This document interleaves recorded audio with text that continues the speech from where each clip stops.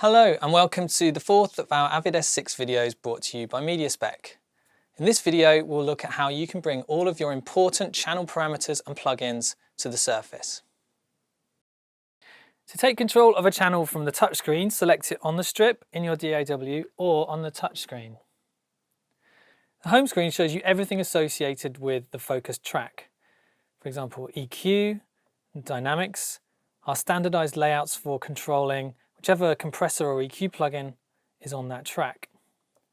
If you want to reassign the controls, you can just touch them and then take control from either side of the screen.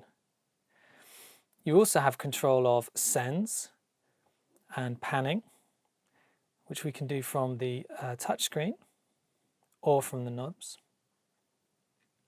And you can control other types of plugins from the inserts section.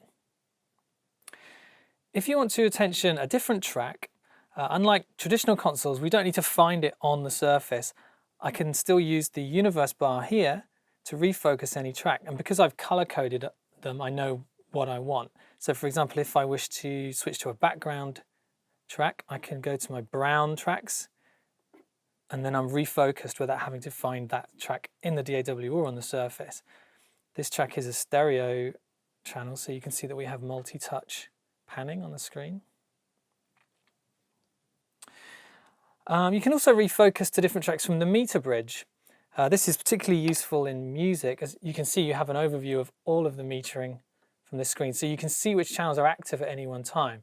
So I can see that there's some effects active here, and go to exactly where something is happening and focus from this section.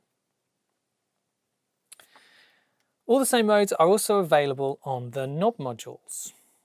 Take this strip here. We can use the mode buttons here to choose which parameters are displayed on this strip. Currently we're looking at reverb sends and our delay send. I can look at EQ. You'll see we get a graph displayed on the display there. I can also look at dynamics. Again, the color coding is the same as it was on the screen.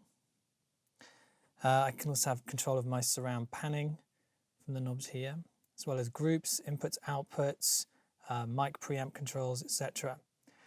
The expand button here lets me spill out all of these controls across a whole section, giving me much more knobs to use at one time. So now I have a separate row of knobs for each band of my EQ. Again, this can be looking at dynamics or sends, etc. To take control of other kinds of plugins, I can use the inserts button here, and the plugins within the track will display on the knobs. So here we have a multi-band limiter here with a lot of controls that spill out across the whole pack.